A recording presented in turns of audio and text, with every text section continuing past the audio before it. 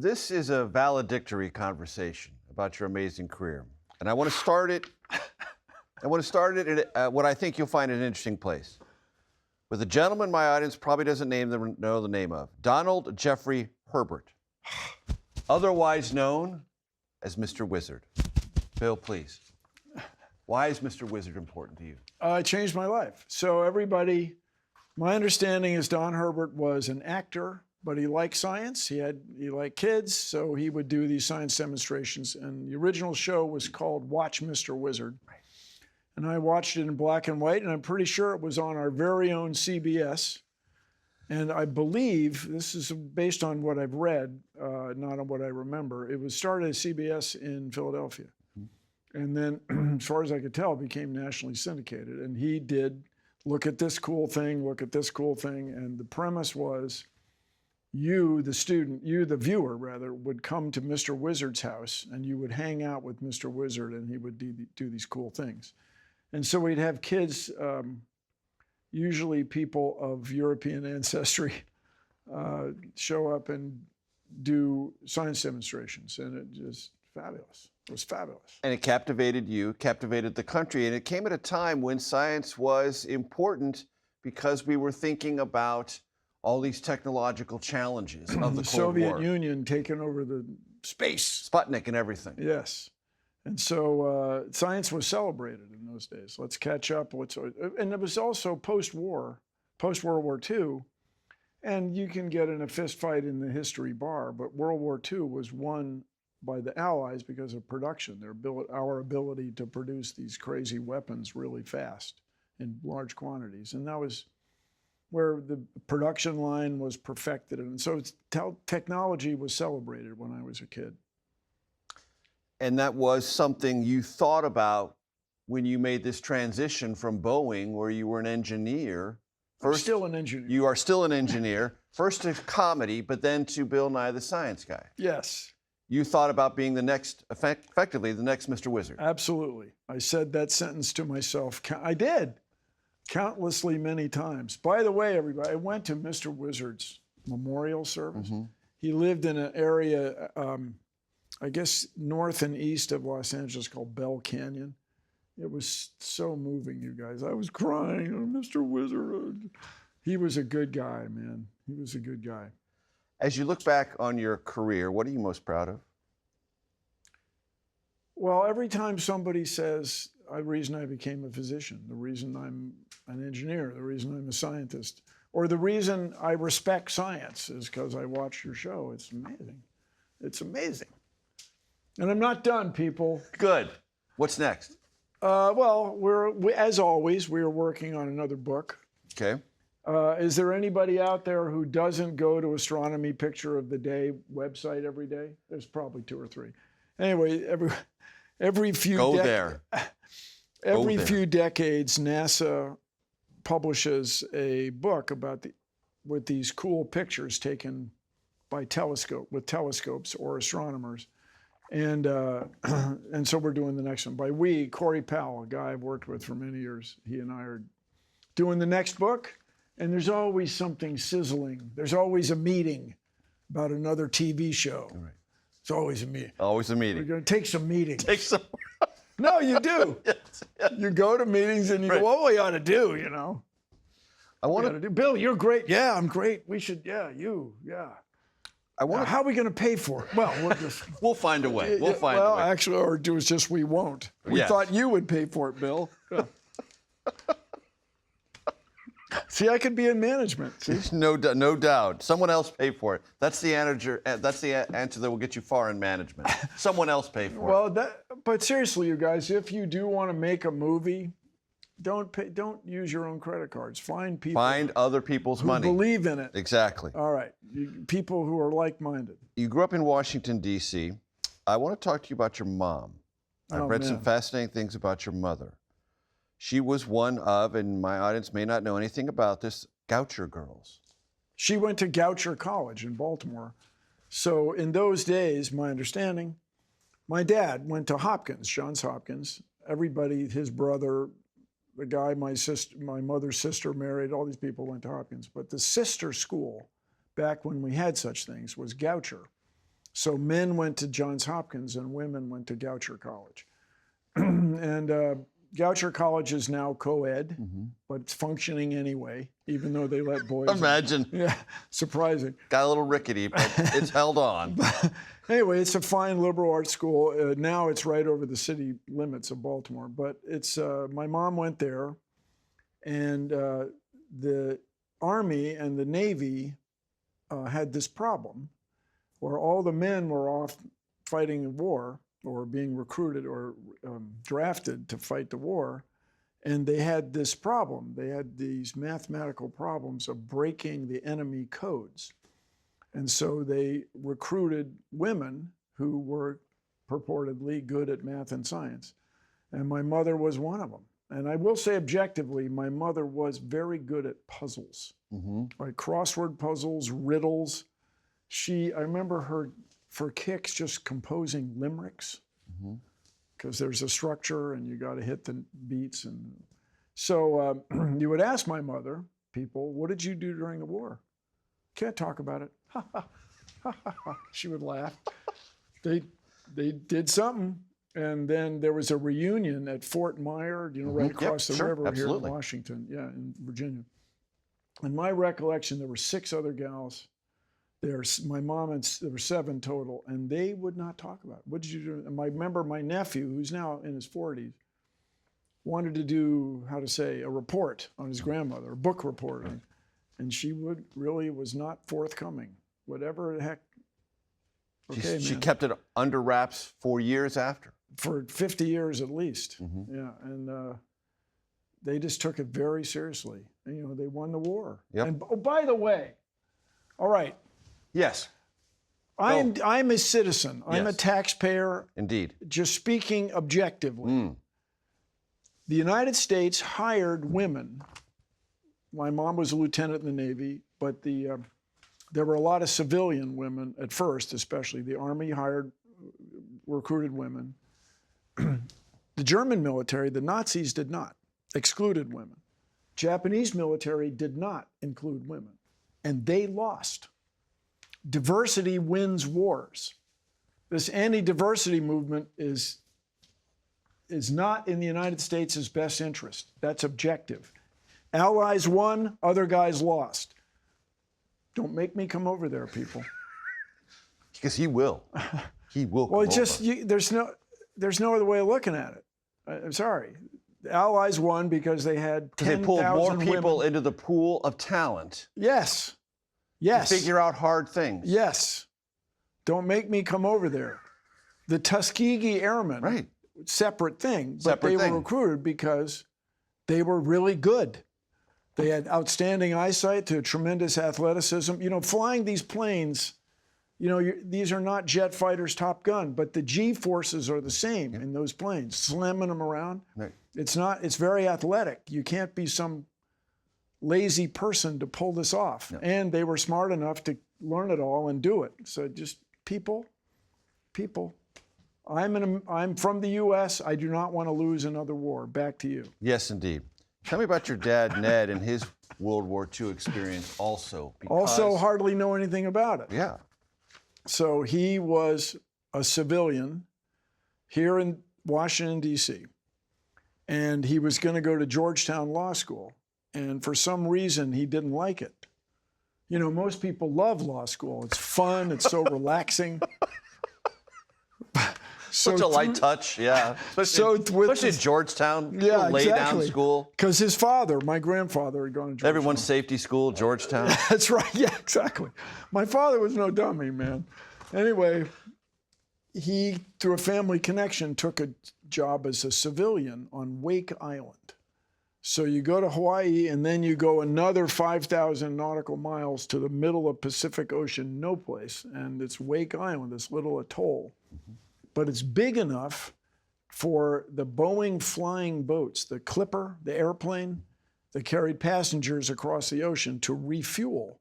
And they could find this thing with dead reckoning and navigation by the stars. They could find Wake Island, and they were refueling. And then as it became clear that there was going to be hostilities in the Pacific, the Navy wanted to build an airfield, an airstrip. It's just big enough for an airstrip. So the civilians were building this airstrip, and there were some Marines dispatched there to supervise, BARC commands, whatever the heck.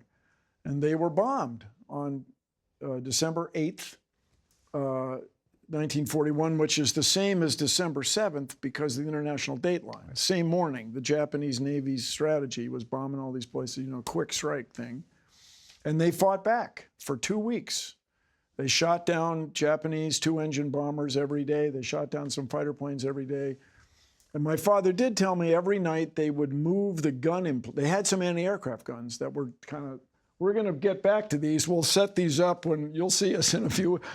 But my understanding, and this is, you know, how my dad won the war or whatever, but the civilians just pitched in with the Marines. They all just, nobody, there was a chain of command, but it became formalized with the Navy and the civilians. And my dad talked about moving gun emplacements, carrying sandbags. Right. And so apparently for you naval tacticians out there, every day the Japanese Navy airplanes would have cameras, and they would record what they were bombing every day. And so every night apparently you hear different accounts, but Spiv Cunningham, this naval commander, working with, what's his first name, Devereaux, who ended up in the Virginian legislature, a Marine captain. They moved the gun emplacements every night, and they shot down at least 2 planes every day for 2 weeks. And the story goes, now look, I wasn't there, and it's apocryphal and this and that, but the Japanese finally send this huge number of ships to Wake Island. And they come ashore, and there's some fighting, and it's bad, but they come ashore. It's like, this is it? Right. You guys? Right. Yeah. This little small detachment, this ragtag group. Yeah, and it just shows you. Well, but he's taken prisoner. Yeah. So then he was taken prisoner for because 4 he's years. Intermingled with the Marines, and it's indistinguishable. They were separated apparently, just I guess because of the uniforms, but they were all together. Yeah. And 4 years. For 44 months. And so anytime I think I have a problem, just get over it, you know. So my dad lost his youth, you know, he was gone for 4 years. And my mother just didn't know where he was. Nobody knew where he was for about a year. And these 2 guys were able to jump off a train in China. They were originally taken to China. 2 guys were able to jump off a train. One guy hurt his ankle and got recaptured. The other guy managed to get to Shanghai, where the British still had a consulate, and said, well, this is what happened from Wake Island. And that's the first time the Allies really knew what was what. And so it was a heck of a thing, man. And I read a reference about his time in captivity and sundials. Yeah. Oh, yeah. So you guys, I'm playing the hand I was dealt, all right? So the story goes, my father, the Japanese military confiscated all their jewelry and watches, and so he just got interested in sundials, and he would, according to him, reckon time with a shovel handle. And so they were... And the shadow would cast. Yeah. And then I remember being in a parking lot with him one time. We were waiting for my mom. Maybe it was at Woody's, Woodward and Lothrop, a very famous department store here in Washington, D.C. And he had pebbles on the ground showing me that the shadow, I guess it was a lamp post or light standard, was moving. And it was just cool. The earth is turning. Take a look, man. So I was in a meeting. At Cornell University. I went to Cornell, probably a mistake in the admissions department, but there I was. And so I got invited back as a big-time minor celebrity. And I was in a meeting about Mars. These guys, Steve Squires, if you've ever seen the movie Oppie, about the Opportunity rover, that's the guy, Steve Squires, was there. And they had this idea to cast a shadow on a known substrate. By known, I mean know how gray it is, the value in art, and then its color, its hue. And then they could infer the color of the Martian sky. Now, for those of you who have not taken a moment to do this, I encourage you to do this. We have today here in Washington, we have the wintry mix. Yes. It's cloudy, raining, and snowing and sleeting All the at same once. time. Yep. Yes. And wintry mix has assonance. It's a fabulous phrase. Wind mix, yes. Like the toss across, the great state. Anyway, you can tell, everybody who's able-bodied can tell the difference between a picture taken in daylight outdoors and a picture taken in room light in general, because the sun isn't the only source of light. The Earth sky is this big source of blue. Yes. And it gives outdoor pictures, scenes, a richness that we humans think is great. Well, on Mars, it's quite orange or salmon colored or whatever that would be. And so they, in the 1970, 76, the Viking landers, they had they had calibrated the cameras on Earth electronically, digital cameras. And when they got to Mars, everything was apparently too pink for about a day. I was at the 30th anniversary of that. And, oh yeah, then we realized. And so they didn't want that to happen again. So they had this, the proposal was to send a metal stick all the way, about this tall, all the way to Mars to do nothing but cast a shadow in the view of the camera. And they would look at where it fell and then determine how much light was coming from. Okay. So I was in this meeting, product of my father. We got to make the photometric calibration target into a sundial. Yes. And that, ladies and gentlemen, is what we call a payoff. Okay, that's the payoff to the story. The last 10 minutes, yes. And they are looking at me as you are. Bill, Mr. Nye, I see you're wearing a watch. We have computers now. You know, we don't tell time. It'll be cool. Come on, we can reckon time on another world. It'll be like those guys who speak Klingon. Right. Except it's real. It's a real shadow on another. So people, there are 4 sundials on Mars. Spirit, Opportunity, Curiosity, Perseverance rover all have photometric calibration targets. And Perseverance and Curiosity rovers have graphics designed by Mark Alverda, who works at the Planetary Society. I'm just saying. Full circle. Just saying. Thanks for sitting through that. Because that's what we do. Pick me up on the Planetary Society and why it is of value to us, but particularly of value to you. Well, so Planetary Society was started by 3 guys back in 1980. Lou Friedman, who's still running around in Pasadena, who was an orbital mechanics guy at Jet Propulsion Lab. Bruce Murray, who was the head of the Jet Propulsion Lab during this heyday of the Viking landing and the Voyager missions with the golden record. That's Bruce Murray. And Carl Sagan, the famous astronomer Carl Sagan, from whom I took 1 class. We're going to get back to Carl in a minute. Just something that happened. And so I'm a charter member. They sent a letter to, I guess, people who had who were on the mailing list. And I like to joke about, if those of you who don't know what a paper letter is, they're similar to the, anyway. I joined, then Carl Sagan's kids, Sam and Sasha, watched the Science Guy show. I was asked to be on the board. Then in 2010, we gave the Cosmos Award, which is a Planetary Society's thing, to Stephen Hawking. And he accepted it because he knew Sagan, and they were colleagues. You know, when people give awards like that, a lot of times it's just to get the person to show up for free, right? And I understand that. That's cool. I have no familiarity with that at all. Yeah. No, they'll help you.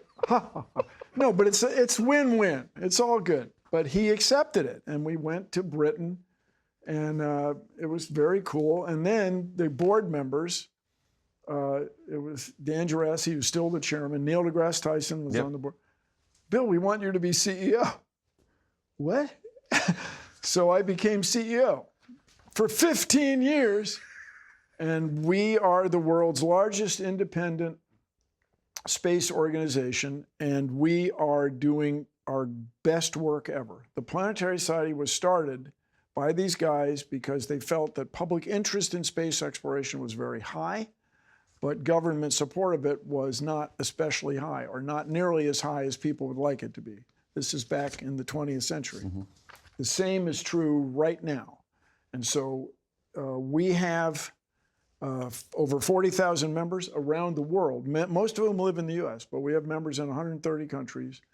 We organized an email campaign, letter writing campaign against this odd idea, apparently from the Office of Management and Budget, to cut the NASA funding 24% by almost a quarter. Yep.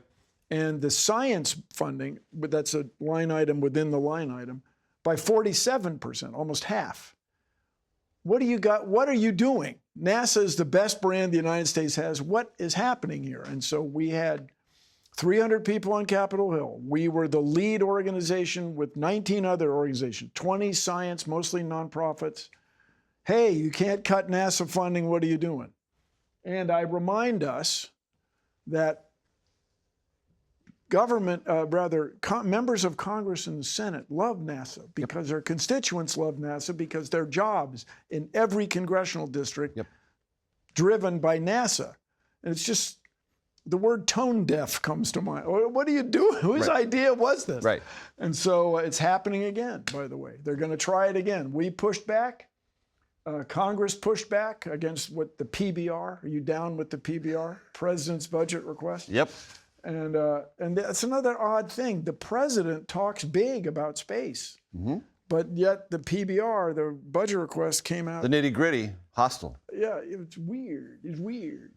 I want to get back to Carl Sagan, because I've read that he gave you some incredibly important advice. He sure did. About Bill Nye the Science Guy, about what to do. Not a false fact, yes.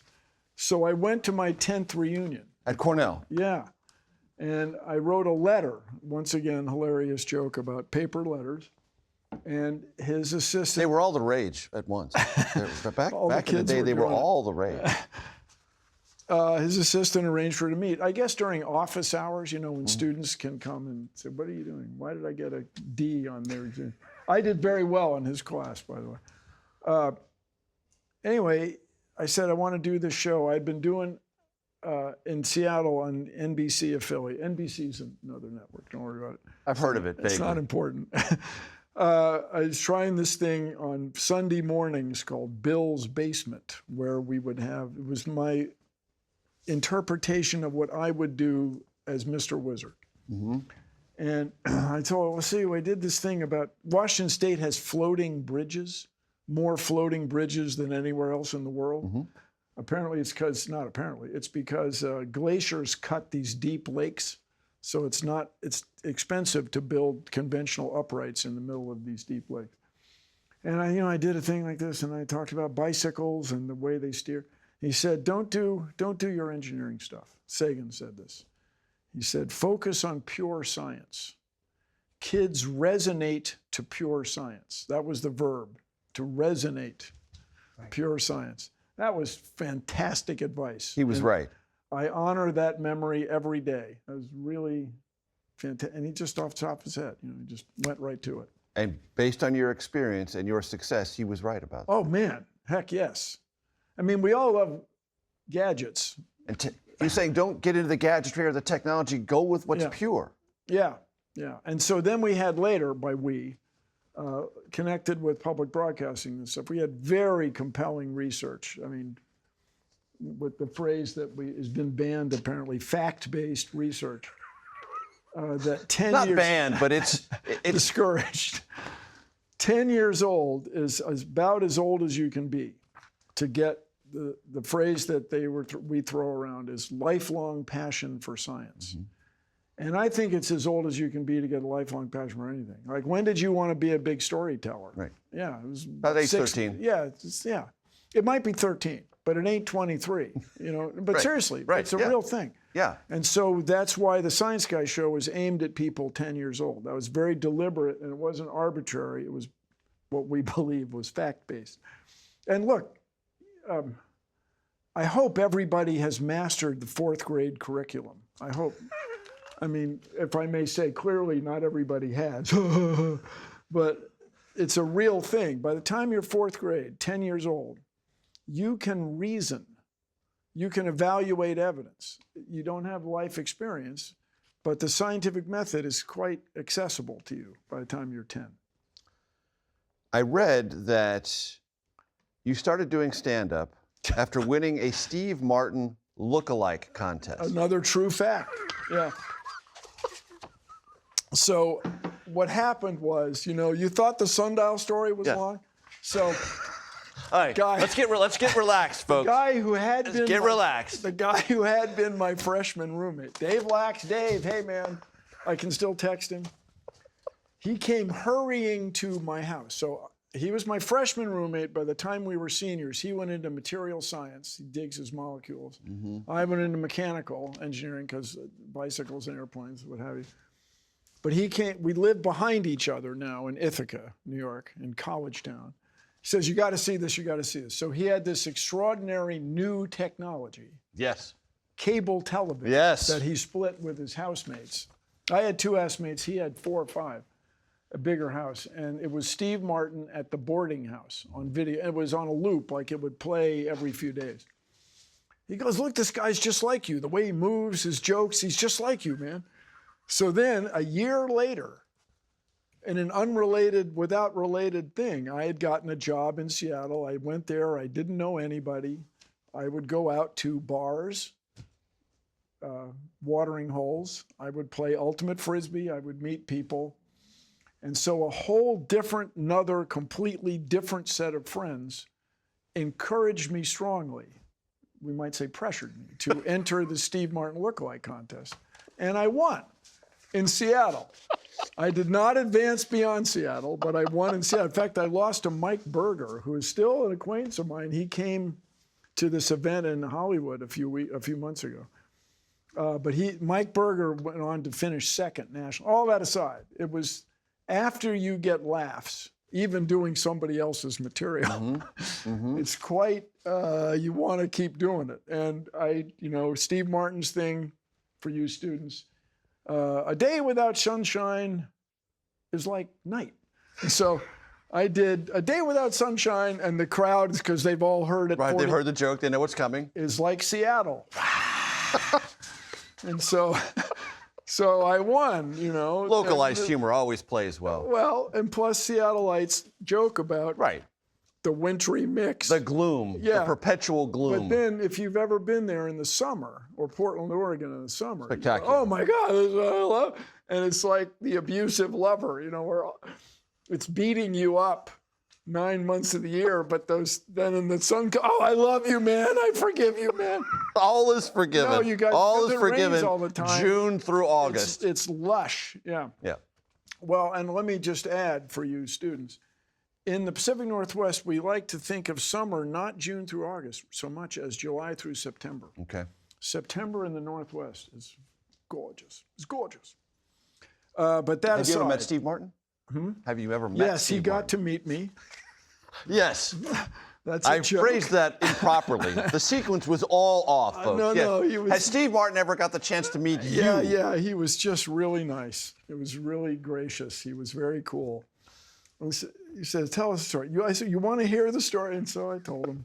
He was very, very nice. But man, you guys, is my opinion, and again, you want to be in management, my opinion is correct. This thing, when Steve Martin's first 2 albums came out, Let's Get Small, Wild and Crazy Guy, after that, stand-up comedy became this fad. It's like those albums, or his influence was huge. Yep. And all of a sudden, there were 1 or 2 comedy clubs in every major city. And I just so respect his contribution to our culture and what have you. It's just really... So I lost my voice. I called Johnny Carson. I said, Johnny, I can't do the show. I've lost my voice. He said, Steve, the show must go on. I said, Johnny, I never heard that before. I thought it was do the show only if you feel like it. To even think to question that turn of phrase. Yes. Sorry, you guys. A little digression. I just have such respect for Steve Martin. That was one of the 8th or 9th best digressions we've ever had on the stage. So my compliments to you. How are the other couple? So I wrote a bit for the comedy show I worked on in Seattle. Right. called Tangent Man. Tangent Man. I love it. And Tangent Man gets everybody off on a tangent. And there's a couple of preliminary things. Then he's in the bank and he gets the bank teller off on the tangent. Then robbers show up. He gets them off on the tangent. Then the cops show off. They're off on a tangent. The robbers get away. We never produced it, but that's the bones of the bit. There is a Netflix movie there, I'm certain, sir. Just find someone else's money to pay for it. Or an SNL bit. I'm here for you people. I'm here. Hey, I know it's on another network. I should like it of all things. What, in your experience, has been the connective tissue between light comedy and explaining science? Oh, comedy has a formula. Is that what you mean? Yeah. Because you watch the show, you are having intentional fun. Oh, man. Playing light with light comedy and references and video cuts to help pull this knowledge out and to be presented. So everybody, when you make a TV show, it has to be entertaining. Excuse me. Yeah, I know. So he's. Oh wow, we need to start all over. We got to start from scratch, he's folks. Perfect. So I testified. This is in the day. Through largely the influence of Tipper Gore, Al Gore's wife at the time, she was concerned at about. the time. Sagan, yeah. At the time. Well, she was concerned about children's television, which had become sort of an ad for toys in the 1980s. Yeah. And I get it. When you're a kid, if you could get an action figure that looked like, it's cool. It's inspiring. I get it. But she really pushed for 3 hours of educational television a week. The Science Guy show was in the right place at the right time. That's Jim and Aaron, my co-creators. Way to go. Nicely done. So I testified in front of Congress, and I said, well, it's got to be entertaining first. And these guys were, no, it doesn't. It's education first. And I said, you guys, I make the show. We're winning Emmys. I'm not a bad person. There was just a really odd disconnect at that time. And so one way to engage people of all ages is to make it funny, or what you think is funny. Right. And so every effort was made to make it funny. And I got to say, Jim McKenna and Aaron Gottlieb, my co-producers, their gift, the thing they're so good at, was hiring people. And we had many, many young people who had excellent senses of humor. And so everybody in the crew, it's not like here. Everybody, that's a joke. That's irony.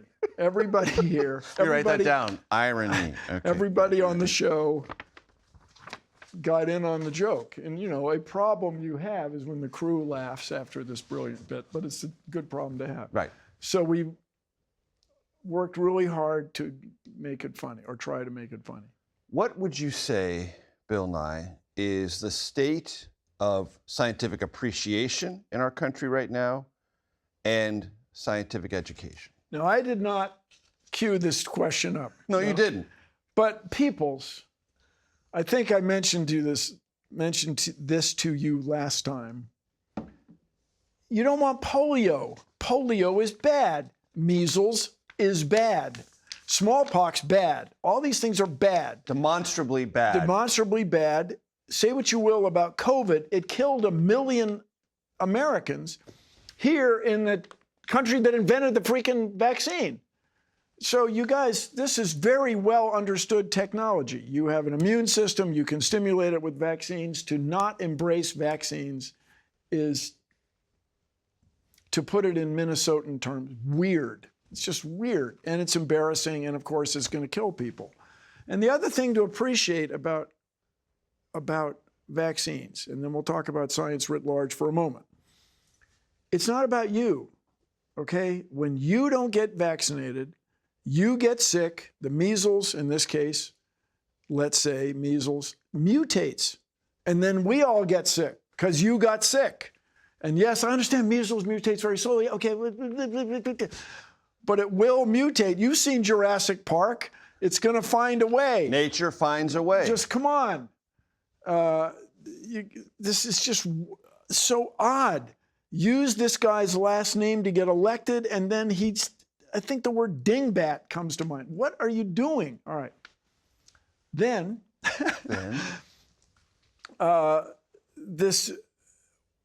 we need electricity. What makes the modern world, our world, the way it is electricity. Everything here owes its existence. The plastic around the gumball machine owes its existence to our ability to harness plastic. This is all plastic.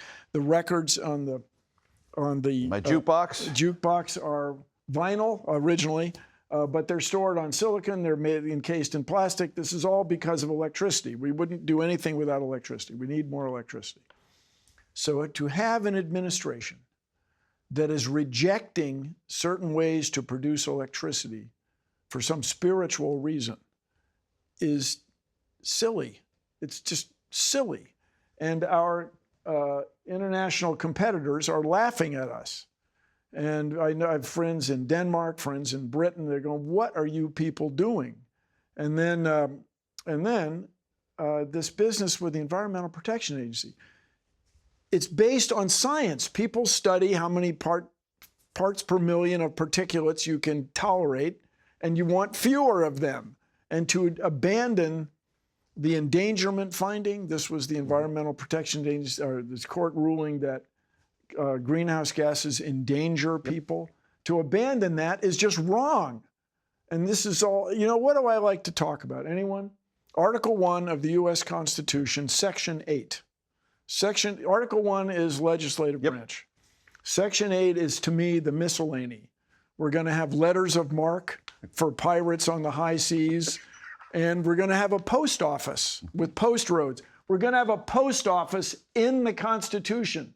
We're not privatizing the post office. Are you high? It's in the Constitution. Article 1, Section 8, Clause 8. Congress is to promote the progress of science and useful arts. It's in the book. It's in paperback. You can get it. You can get it anywhere. In most fine bookstores. It's on the electric internet that the kids are all using. And so I know this is going to end my career to just say, you guys, what are you doing? But what are you doing? It is not to abandon science. It is not to ignore the progress of science. It's to promote it. And so this is a turning point. Hope is not a plan, but I encourage everyone to vote. Vote. Before I let you go, Bill Nye. Oh, we're done already after a half hour of my digressing? Or should I say Tangent Man? Anyway. Tonight on Tangent Man. What'd you say? Before I let you go, you've had a spectacular, and you are continuing to have a spectacular career.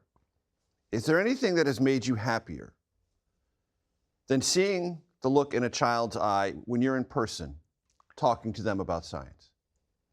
Well, I got married a few years ago. That's pretty good. That's pretty good. Yeah. But when you see that spark, when that's what I mean. Yeah, I know. Yeah, when you're in a classroom and you make a point and you see the kid light up, you can't beat it. And I just think all the time how I light up.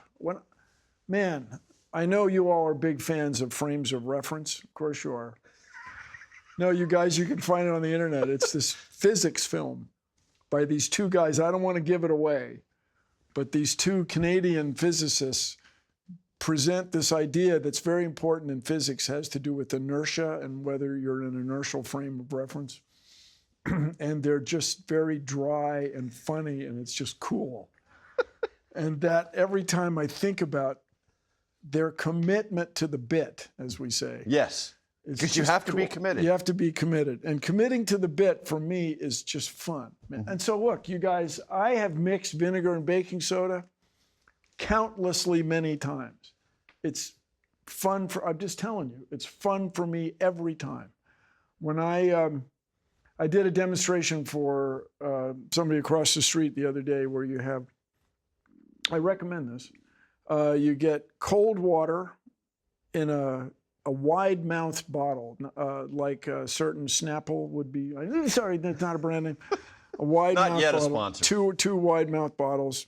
Put warm water when red food coloring in one, and cold water, and if you have it, blue food coloring in the other.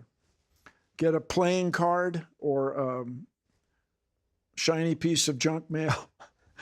Put it on top, then do this. And if you put the warm on top, nothing happens. Thank you, Bill. Nothing happens. But if you put the cold on top, in a moment they exchange. They change places. Why? It's magic. No, it's not magic. It's science.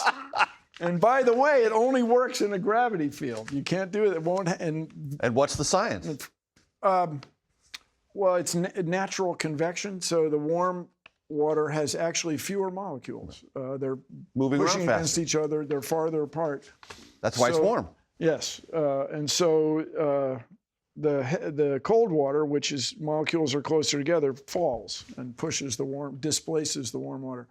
I mention it because I have done it. Even describing it is cool. It's just cool because it just works. And then when you get farther and farther and do more and more complex things, it's even more satisfying to me. When you sat down and said how long we're going, I said 17 hours as a joke. I could go 17 hours. Careful what you wish for. I could. And then what we do on talk shows, we take a moment and take a sip. You're right.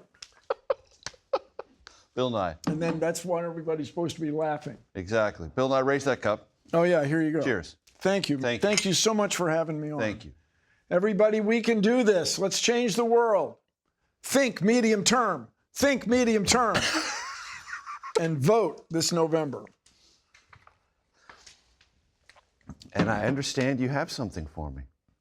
Yes, I was coached that we have a tie rack.